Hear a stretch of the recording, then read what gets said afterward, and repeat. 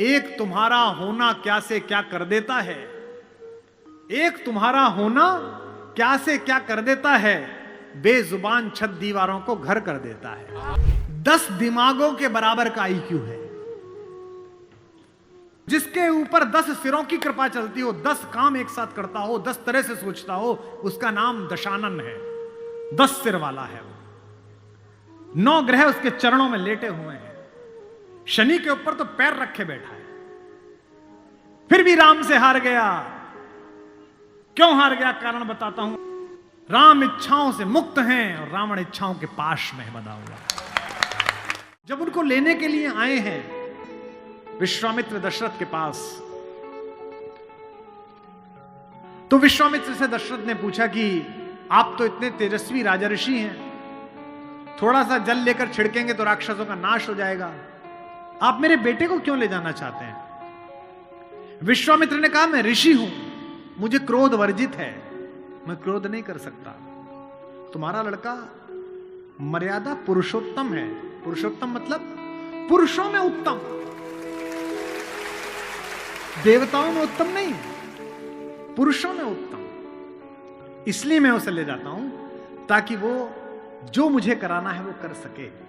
दशरथ में फिर भी मोह है, राम में मोह नहीं है। दशरथ 7 बार राम का नाम लेकर प्राण छोड़ गए। भाई आप ही ने तो वरदान लिया था, आप ही के आदेश पर लड़का बाहर गया है, खुद को कंसोल करो, खुद को कन्विंस करो। लेकिन नहीं, मानस कहती है कि राम राम कह राम, राम कह राम, राम कह राम। क्या हुआ उसके बाद? भूप गयो सुरधाम, राजा भगवान के यहां चला गया। और इसके बाद भी दशरथ का लोभ बना रहा अपने बेटे को लेकर। जब रावण का वध कर लिया राम ने, तो आकाश में सब देवता आए, तो राम के पिता दशरथ भी आए, और मरने के बाद भी बेटे से प्रेम बना रहा। बताइए, राम ने देखा कि सब लोग मुझे प्रणाम कर रहे हैं, सब लोग मेरी प्रशंसा कर रहे हैं, ये जो मेरे पिता हैं ये कुछ ज्यादा भावुक हो रहे हैं, आंसू बह रहे हैं, कांप रहे हैं, बड़े खुश हैं, फूल फेंक रहे हैं। राम को लगा इनके अंदर मोह रह गया, मोक्ष नहीं मिलेगा। इसलिए कितनी अद्भुत पंक्ति गोस्वामी जी ने लिखी है, ऐसा शायद ईश्वर, ऐसे बच्चे सबको दे ईश्वर, पिता दे ना दे, ऐसा बच्चा सबको दे। अपने पिता को बड़ी कड़ी आंखों से देखा राम ने। गोस्वामी जी लिखे, चितई पितई दीनई दृढ़ धर्मा। पिता को थोड़ी कठोर दृष्टि से देखकर कहा कि भाई अब दिवंगत हो गए हो, अब मैं क्या आपका पुत्र और क्या आप मेरे पिता, अब आप इन देवताओं के साथ निर्मुक्त होकर रहिए। जो बंधा रहे वो मानव, और जो मुक्त हो जाए वो देवता।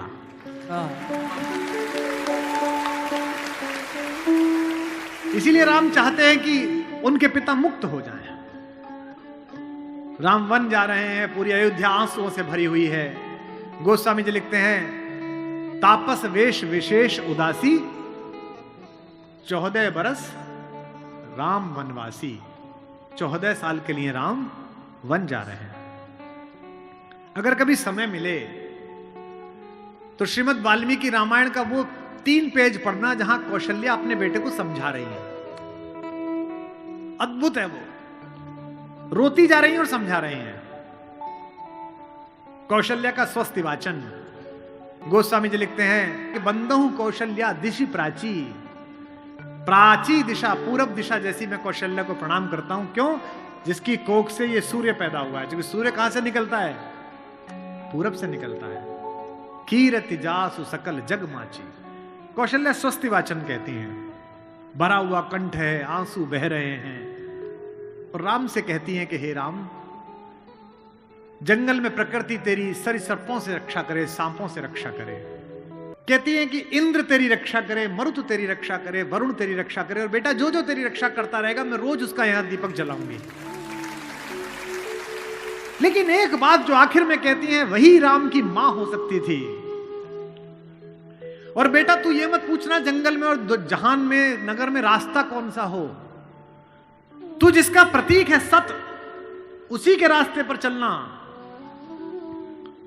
और फिर एक बात कहती हैं, और चिंता मत कर, जिस धर्म की तू रक्षा करता है वो धर्म तेरी रक्षा करेगा।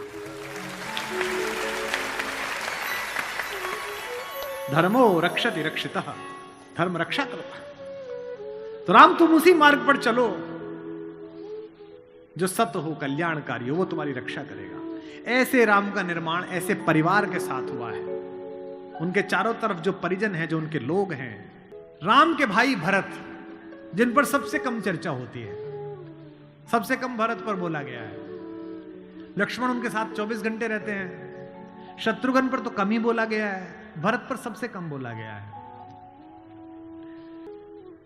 सरस्वती ने देवताओं के कहने पर मंथरा की बुद्धि फेर दी।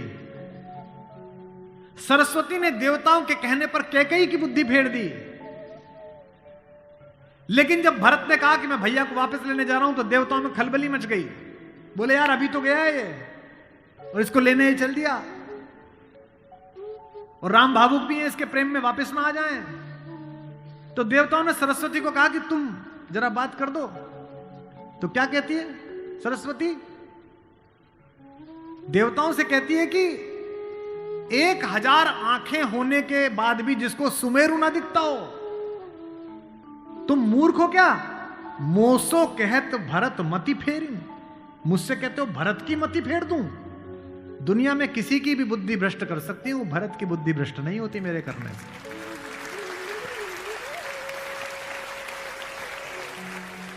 भरत जब भैया को ढूंढते हुए निकले तो पूरे खानदान को लेकर निकले। भरत ने कहा किसी की तो मान लेंगे, कौशल्या की मान लेंगे, ससुर को भी लेकर गए। जब पहली रात भरत वहीं रुके जहां राम रुके थे, भरद्वाज के आश्रम में। सुबह चलते समय भरत संकोच में थे, तो भरद्वाज ने कहा कि राजन, क्योंकि राजा हो चुके थे, आपके चेहरे पर संकोच है। तो भरत ने डरते हुए कहा कि महर्षि मैं डरा हुआ हूं, मेरी मां ने इतनी बदतमीजी की बात कर दी, मैं बाहर था। भरत को नहीं बताया गया था कि पिता दिवंगत हो गए, पता है आपको ये बात नहीं। भरत को संदेश भेजा गया था तो उसमें यह नहीं कहा गया था कि पिता एक्सपायर कर गए, यह कहा गया था कोई इमरजेंसी है, घर आओ। अयोध्या के बाहर नंदीग्राम में इनके पूर्वजों का एक मंदिर था, जहां इनके पूर्वजों की प्रतिमाएं लगी हुई थी। मानधाता की, दिलीप की, रघु की, अज की, नहुष की।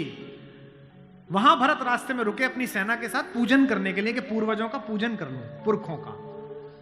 पुरोहित ने हाथ में थाली दी तो पहले इसका पूजन प्रथु, जो सबसे पहले जिनके कारण ये पृथ्वी कहलाती है, इनके घर के, फिर मानधाता का, फिर राजा बलि का जिन्होंने अपना मांस दे दिया था, रंतिदेव का। पूजन करते करते अज, रघु, दिलीप तक आए, और जैसे ही उन्होंने अगली मूर्ति देखी तो देखी पिताजी की मूर्ति। तेज तो थे ही, उन्होंने पुरोहित की तरफ देखा कि ये क्या। पुरोहित की आंख में आंसू, उसने कहा कि महाराज नहीं रहे, और भरत के हाथ से थाली छूट गई। भरत ने कहा मुझे किसी ने बताया क्यों नहीं कि पिताजी दिवंगत हो गए, क्या हुआ था? बोले राम को वनवास मिल गया। भैया को वनवास क्यों मिल गया? आपकी मां ने मांग लिया। भरत घोड़ा दौड़ाते हुए अयोध्या तक पहुंचे, रोते हुए। सोच के देखिए, भरत जैसा भाई, भ्रातृत्व में राम किसी का उदाहरण नहीं देते, लक्ष्मण का भी नहीं देते। जब हनुमान को गले लगाते हैं तो ये नहीं कहते कि तुम लक्ष्मण जैसे भैया हो मेरे, तुम मोहि प्रिय ही भरत संभाई।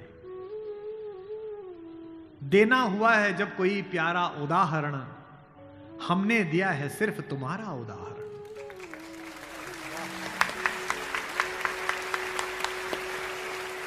तो भरद्वाज से भरत ने पूछा कि भैया मुझे माफ तो कर देंगे ना, मैंने इतनी बड़ी गलती की, एक ऐसी गलती जो भरत ने की नहीं, उसके पश्चाताप में है भरत। मां ने इतनी गलती की, मुझे माफ तो कर देंगे? भरद्वाज ने कहा हे राजन, मुझे पता नहीं कि तुम्हारे बड़े भाई तुम्हें कितना प्रेम करते हैं या नहीं, लेकिन जब वो यहां से जा रहे थे और सुबह के समय उन्होंने गंगा पार करने के लिए पुरोहित को बुलाकर स्वस्ति वाचन का मंत्र किया,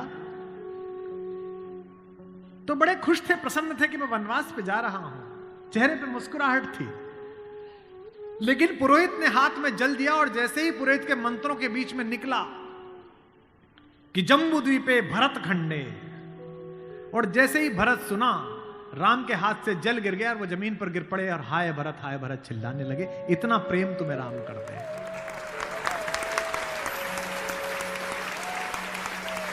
राम करुणा से भरे हुए हैं, इसीलिए करुणा निधि है। इसीलिए कहता हूं कि इस कहानी से पॉलिटिक्स सीखिए, इस कहानी से स्ट्रेटेजी सीखिए, इस कहानी से ह्यूमन वैल्यूज सीखिए, फैमिली वैल्यूज सीखिए। और जो राजनीति में लोग काम करते हैं उनसे भी अनुरोध है कि सदा जनता की भावनाएं ही सत्य नहीं होती। इस देश का पहला लोकतंत्र का मानक गढ़ा राम ने, जिसने कहा कि जनता ही सदैव सत्य नहीं है, नीति सत्य है। मैं इसको सिद्ध करके बताऊंगा अब आपको। जब राम जंगल गए तो सब दुखी थे, सब परेशान थे, हर आदमी उन्हें लौटाना चाहता था। अगर राम उसी दिन लौट आते तो सब खुश हो जाते, लेकिन राम ने जनमत का सम्मान नहीं किया, नीति का सम्मान किया। जब पहली बार चित्रकूट पहुंचे तो वन देवी उनका स्वागत करने के लिए आई। वन देवी ने पूछा कि आप मेरे यहां विश्राम करने आए हैं, मैं आपके लिए क्या कर सकती हूं। तो राम ने क्या मांगा होगा सोचो। राम ने कहा कि हे वन देवी, बाकी सब ठीक है, निभा लेंगे, पर्णकुटी बना लेंगे, फल फूल खा लेंगे, जिस रास्ते से मैं आया हूं उसके कांटे हटा देना।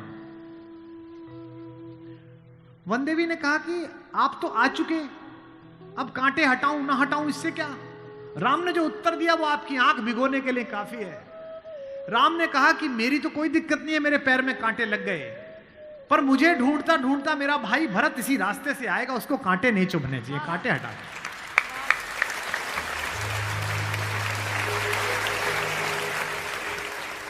तो वन देवी को जिज्ञासा हुई।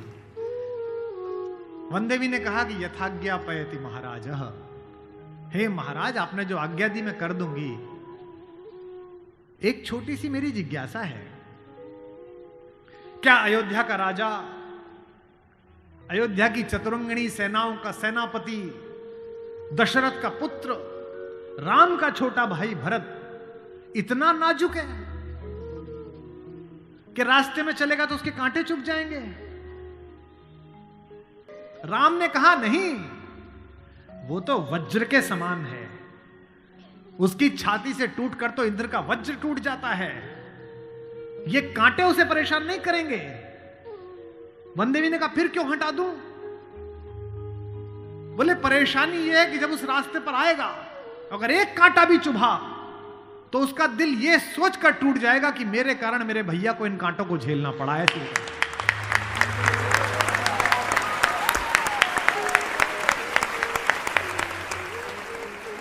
बिना चप्पलों के भरत चले, और जब चले तो भाई मृदु भूमि सकुच मन मन ही, भूमि भी संकोच से भर गई।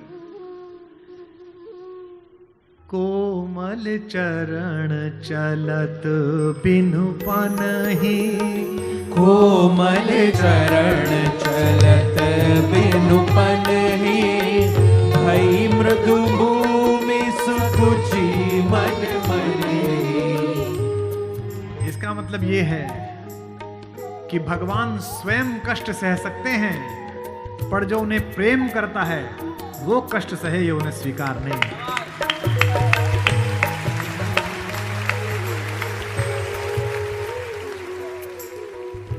चित्रकूट में रात्रि का समय है,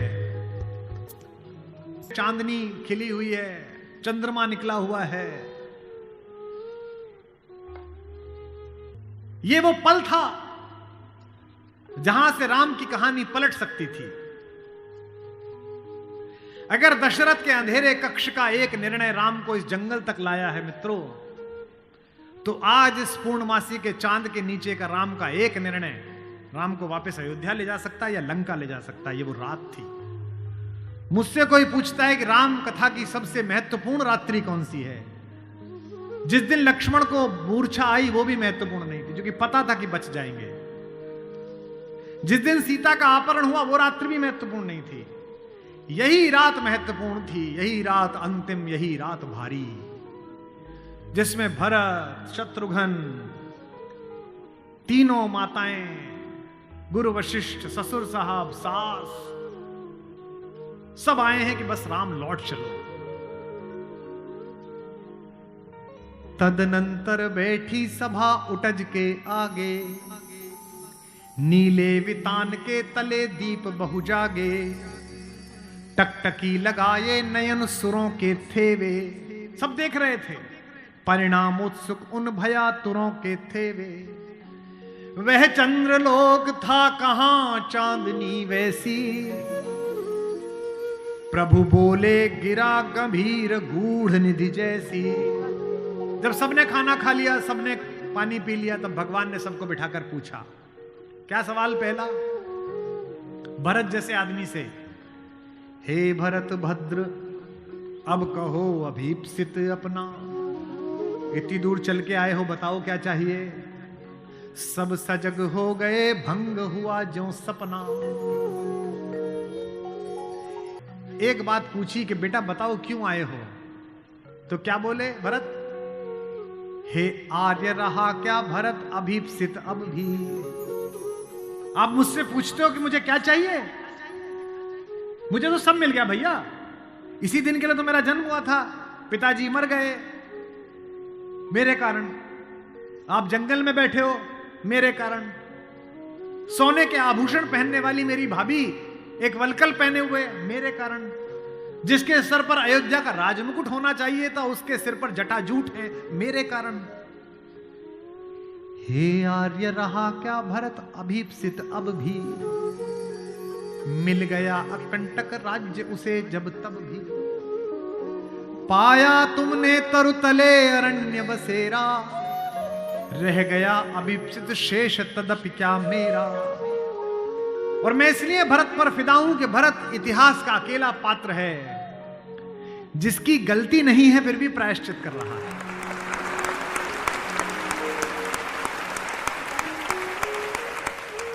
भरत अकेले हैं जिनकी कोई गलती नहीं है, उनकी मां की गलती है और वो प्रायश्चित कर रहे हैं। यहीं से राम का लोकतंत्र प्रारंभ होता है। कैसे? पूरी अयोध्या सोचती है कि कैकेयी अपराधीन है। राम उस रात 2 काम करते हैं। भरत को लोकतंत्र का मंत्र देते हैं और कैकेयी को स्वीकार करके क्षमा का मंत्र देते हैं।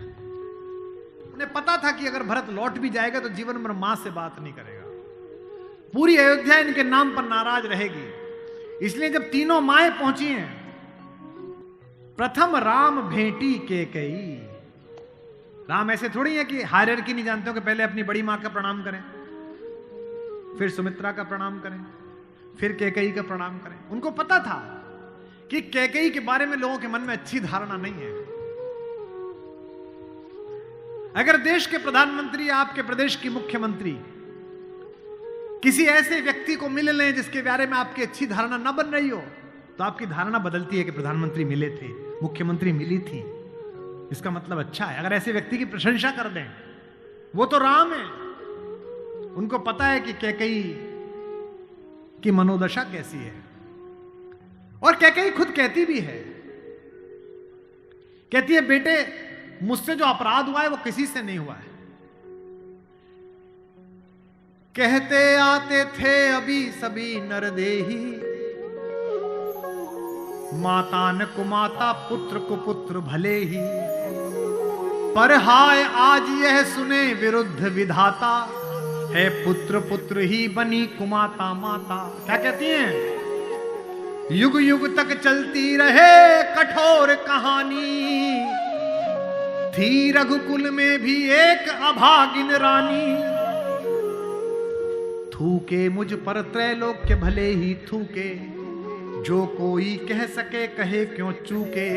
लेकिन एक बात मांगती हूं राम तेरे दरबार में, छीने न भरत का किंतु मातृपद मुझसे, रे राम दुहाई करूं और क्या तुझसे।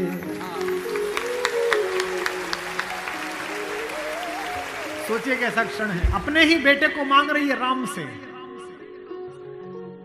कैकेयी अपने बेटे के लिए कह रही है कि राम तू सबको सब देता है बेटा, मुझे सिर्फ इतना दे दे मुझे रानी मत रहने दे, जंगल में रख ले, भरत की मां बनी रहूं बस।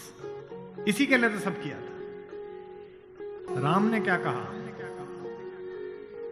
हे अम्ब, ओ मेरी मां, हे अम्ब तुम्हारा राम जानता है सब, इस कारण वह कुछ खेद मानता है कब। फिर राम को याद दिलाया कैकेयी ने कि बेटा तुझे याद है, तू आधी रात उठ के भाग जाता था मेरा सपना देख के। कौशल्या से कहता कि मां, मैंने छोटी मां का सपना देखा है, मुझे छोटी मां के पास छोड़ के आओ। और तुझे गोदी में लेके कौशल्या मेरा दरवाजा खटखटाती थी, अरे ओ कोयल, ये तेरा कोयल का बच्चा जाग गया, रो रहा है तेरे लिए। होने पर बहुधा अर्धरात्रि अंधेरी, होने पर बहुधा अर्धरात्रि अंधेरी, जी जी आकर करती पुकार थी मेरी। लो कुहुकुनी, ओ कोयल, लो कुहुकुनी तेरा कुहुक राम यह जागा। लो कुहुकुनी अपना कुहुक राम यह जागा, निज मंझली मां का स्वप्न देख उठ भागा। होने पर बहुधा अर्धरात्रि अंधेरी,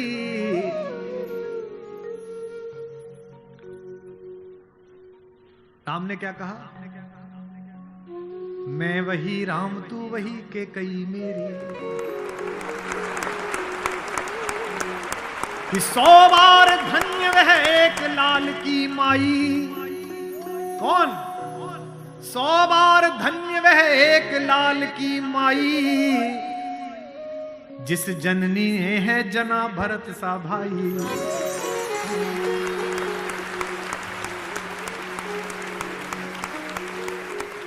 पागल सी प्रभु के साथ सभा चिल्लाई, 100 बार धन्य वह एक लाल की माई, 100 बार धन्य वह एक लाल की माई, 100 बार धन्य। कौशल्या से लेकर जनक तक सबका बहुमत राम को लौटाने का था, लेकिन राम नीति के साथ रहे, जनमत की उपेक्षा नहीं है। भरत जैसा भाई पाना, लक्ष्मण जैसा भाई पाना, कैसे कैसे चरित्र हैं भाई। एक भरत की पत्नी है मांडवी, उनका जिक्र नहीं होता। एक हमारी मां और है उर्मिला, उसका जिक्र नहीं होता।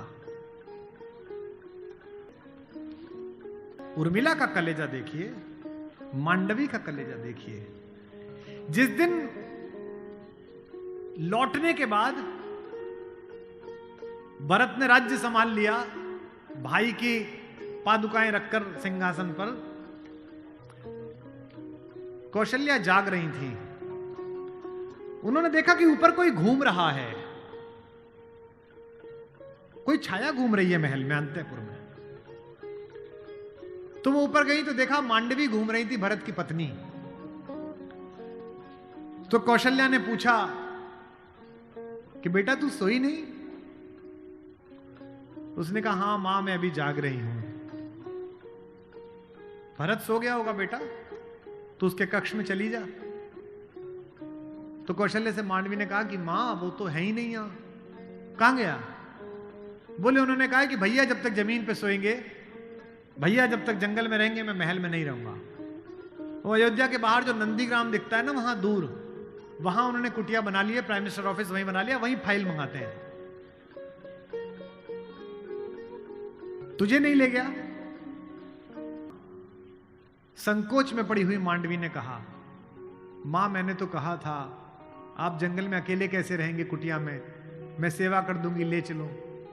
उन्होंने कहा नहीं, भाभी राम भैया के साथ चली गई हैं, तीनों माओं को देखने के लिए कोई नहीं है, तुम यहीं रहो, उनकी जिम्मेदारी हम पर है। कौशल्या ने कहा कि बेटा सो जा। बोले मां वो उनकी कुटिया दिख रही है, उसमें अभी दीपक जला हुआ है, यानी कि वो अभी काम कर रहे हैं। एक बार वो दीपक मंगल हो जाए, अंधकार हो जाए तो मैं भी जाकर सो जाऊंगी, ऐसी मांग है।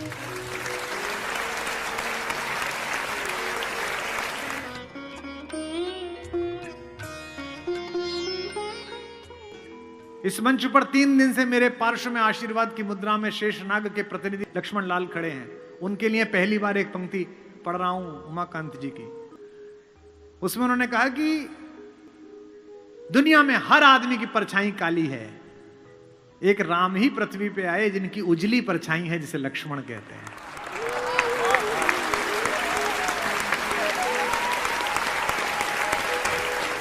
ये राम की उजली परछाई है।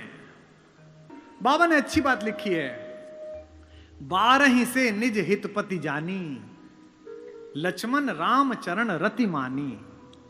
मेरा एक बड़ा प्रिय कवि है, बच्चा वो लखीमपुर से आगे एक गांव में रहता है, ज्ञान प्रकाश आकुल।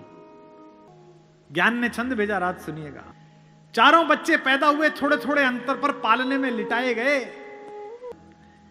कि पालने में लखन व राम जी लिटाए गए, लेटते ही करुणा सदन चुप हो गए।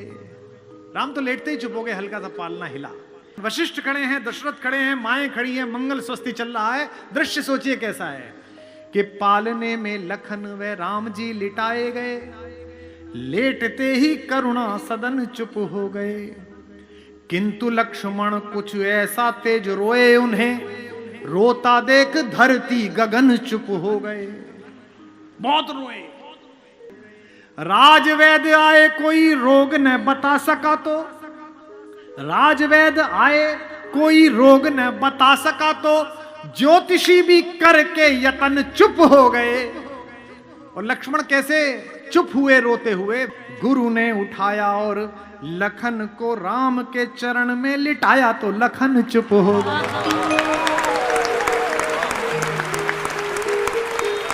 गुरु ने उठाया और लखन को राम के चरण में लिटाया तो लखन चुप हो गए। और वो नोएडा वाले, मैंने परसों बताए थे आपको कि कुमार जी अपने अपने राम करानी है। उनका क्या हो गया? और छोटे भाई से मुकदमा चल रहा था जमीन का, वो जीत गया। वाह, राम की कहानी सुनेंगे भाई पर मुकदमा करके।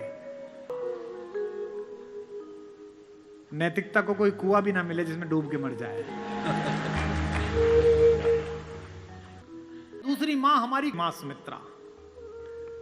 लक्ष्मण पूछने के लिए गए कि मां मैं अयोध्या में रहूं या भैया जंगल जा रहे हैं उनके साथ चला जाऊं? तो मां ने क्या कहा? अयोध्या? कौन सी अयोध्या? जो पे राम सिया वन जाई।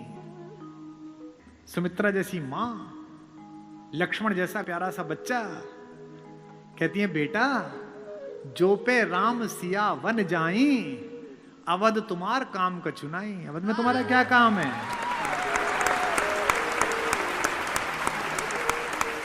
जहां राम है वहीं अयोध्या है। अवध तुम्हारा काम का चुनाई। और राम तो फिर भी हमारी मां के साथ है, सीता के। एक सत्संग है, एक स्नेह की डोर है। माना कि गृहस्थ में नहीं है, तपस्या का जीवन है, लेकिन फिर भी एक दूसरे की सुन तो रहे हैं। और यहां पति पत्नी बैठे हो तो वो इस बात को महसूस करेंगे जो 20 वर्ष 25 वर्ष बिता चुके हैं। एक समय आता है जब आपका कोई प्रेम का बहुत ज्यादा डोर नहीं होती, एक दूसरे के साहचर्य की होती है कि रहनी चाहिए यहीं। और पति को भी लगता है ये रहनी चाहिए और पत्नी को भी लगता है कि रहना चाहिए। हमारे महेश्वर तिवारी ने पंक्ति लिखी है, इस हॉल में बैठी सारी भाभियों को और माओं को समर्पित करता हूं। एक तुम्हारा होना क्या से क्या कर देता है, एक तुम्हारा होना क्या से क्या कर देता है, बेजुबान छत दीवारों को घर कर देता है। राम के साथ तो फिर भी सीता हैं। हमारी माता उर्मिला तो अकेली हैं। उनसे तो पूछा भी नहीं गया है कि अनुमति ली जाए कि नहीं ली जाए। एक दृश्य है चित्रकूट में, जहां पहली बार उर्मिला, मांडवी और श्रुतकीर्ति आई हैं अपनी सास के साथ राम को मनाने। तो सीता तो बड़ी बहन है, बड़ी बहनें छोटी बहनों का हित समझती हैं। लड़कियों में होता है कि छोटी की बात समझ लेती हैं, माता पिता की आवश्यकता नहीं होती, खुद ही कर देती हैं। सीता समझ गई कि उर्मिला आई है और संकोच में अपने पति से मिल भी नहीं रही है, और लक्ष्मण इतना संकोची है कि मिलेगा भी नहीं उर्मिला से। तो भाभी ने बुला के कहा कि बेटा इधर आओ। लक्ष्मण ने कहा जी भाभी, वो मेरी कुटिया में बेटा फूलों की डाली रखी है, वो जरा डाली उठा लाओ, माला बनानी है देवताओं के लिए। उनको पता है कि उनकी कुटिया में उर्मिला बैठी है, उन्हें लगा इस बहाने ही दोनों थोड़ा मिल लेंगे।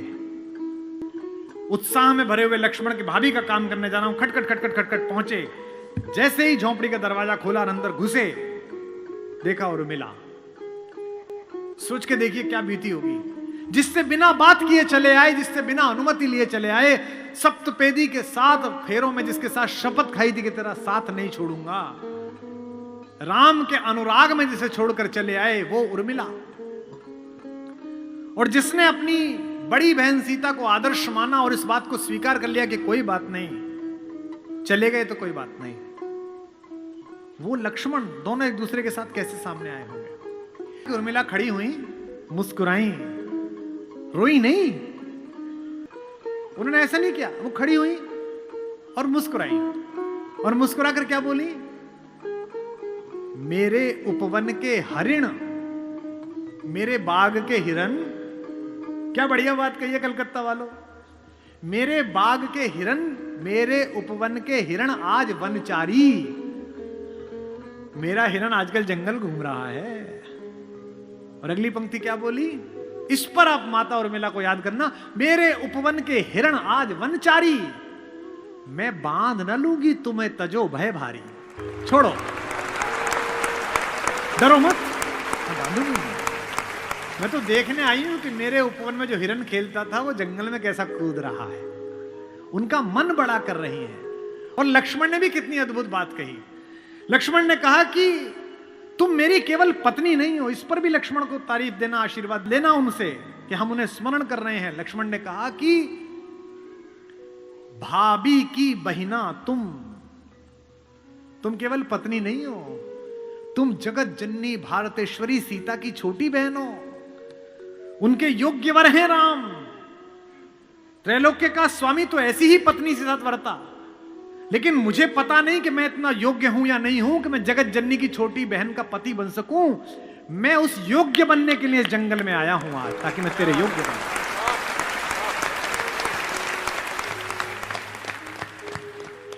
भाभी की भगनी तुम केवल अर्थ नहीं मेरे उपभोग। तपने दो वन में कुछ मुझको बनने दो केवल निज योग्य। मुझे थोड़ी तपस्या करने दो, अपने लायक बनने दो। तुम तो कौन हो, मेरी पत्नी थोड़ी हो तुम पहले सीता की बहन हो, खानदान, और मैं केवल राम के पीछे चलने वाला एक लड़का। मुझे इस लायक तो बनने दो कि सीता माता किसी को परिचय कराएं और कहें कि ये मेरी छोटी बहन का पति है। ऐसी योग्य तो बनने। और लोग भी कैसे कैसे, भाई छोड़िए, पत्नी छोड़िए, पिता छोड़िए, माता छोड़िए, शत्रु भी कैसा भाई। इस कहानी का तो विलेन भी कितना खूबसूरत है, कितना कमाल का विलेन है। उत्तम कुल पुलस्त मुनि नाती, पुलस्त का नाती है भगवान शंकर का अनन्य भक्त। दशग्रीव, 10 सिर नहीं है उसके, ये सम्मित है, ये तो रामलीला में लगा देते हैं।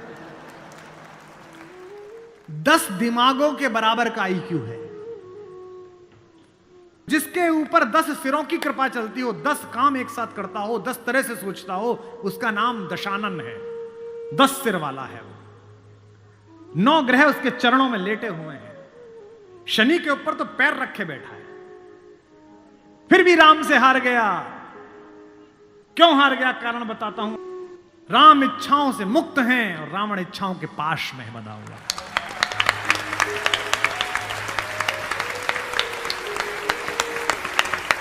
फिर जागना कि रावण मनुष्यों पर राज्य करता है, राम मनुष्यता पर राज्य करते हैं।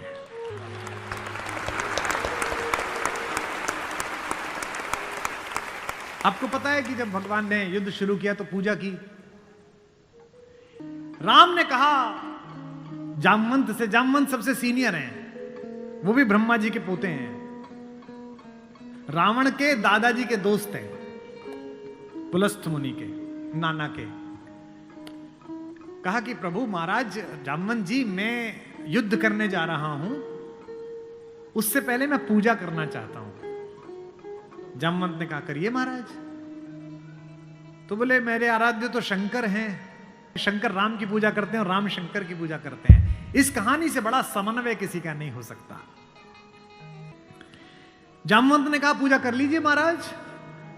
बोले मुझे एक ऐसा पंडित चाहिए जो शैव हो, शिव को मानने वाला, और मैं वैष्णव हूं तो वैष्णव भी हो। उन्होंने कहा कि इस जंगल में, इस युद्ध क्षेत्र में ऐसा कोई पंडित कहां मिलेगा भगवान। तो उन्होंने कहा पूजा कैसे होगी फिर। तो जामवंत ने कहा एक पंडित मेरे ध्यान में है, पर वो आपका पुरोहित बनेगा नहीं। बोले कौन। बोले पुलस्त्य मुनि का नाथी महारथी रावण, वो शिव का भक्त है और वैष्णव भी है, उससे करा लीजिए। सोचिए जिसको हराने जा रहे हैं उससे पूजा। राम ने जामवंत से कहा कि महाराज पूछ के तो आइए, अगर महापंडित रावण आज्ञा दे दें इस यज्ञ के लिए तो मैं कर लूं। रावण को पता चला कि जामवंत बुलाने आए हैं। रावण ने अपने सैनिकों से कहा कि जैसे ही दादा जामवंत आए कोई उनसे प्रश्न ना करे, उन्हें बस महल का मार्ग दिखा दे, हाथ जोड़ के सब चरण छुएं।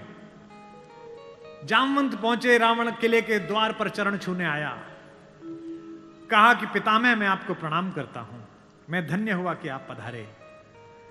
जामवंत ने कहा कि मैं बहुत प्रसन्न हुआ तुम्हारी अतिथि सेवा देखकर। बिठाया, पूछा कैसे आए हैं। जामवंत ने कहा मैं एक इच्छा लेकर तुम्हारे पास आया हूं। एक मेरे साथ 2 यजमान हैं, वो एक यज्ञ करना चाहते हैं युद्ध शुरू करने के लिए। उन्हें एक ऐसे पंडित की आवश्यकता है जो शैव भी हो और वैष्णव भी। तुमसे अधिक गुणी व्यक्ति तो पृथ्वी पर नहीं है, क्या उनका पुरोहित बन सकोगे। क्या पूछा रावण ने, पहला क्या करैक्टर है, वाह। रावण ने कहा जहां तक मुझे सूचना है आपके दोनों यजमान अयोध्या के निर्वासित राजकुमार राम और लक्ष्मण तो नहीं है। जामवंत ने कहा हां दशरथ, वे ही दोनों हैं, क्या आप स्वीकार करेंगे। उसने हां ना नहीं करी, फिर बोला क्या उनके यज्ञ का उद्देश्य लंका विजय है। जामवंत ने कहा हां उनका यही उद्देश्य है, क्या आप स्वीकार करेंगे। उसने कहा मैं तो जिज्ञासा के लिए पूछ रहा था, अन्यथा द्वार पर आकर किसी पंडित से कोई यज्ञ के लिए कहे, अस्वीकार करना उसका धर्म ही नहीं है। मैं आपके साथ चलूंगा और उनका यज्ञ कराऊंगा।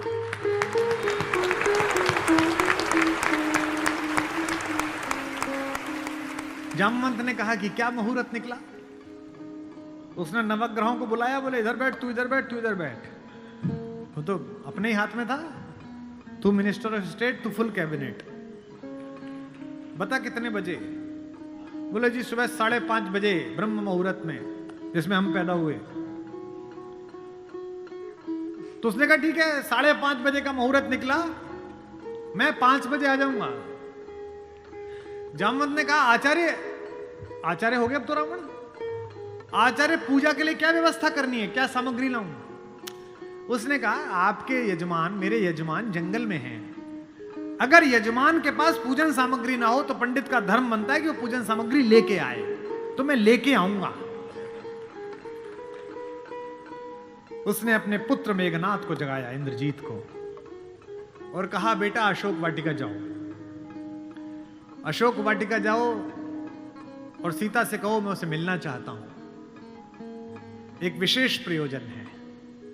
थोड़ी देर बाद खुद पहुंचा और कहा सीते तुम्हारा पति राम लंका विजय का यज्ञ कर रहा है, उसके पास पुरोहित नहीं है, कल सुबह मैं उसका पुरोहित बनूंगा।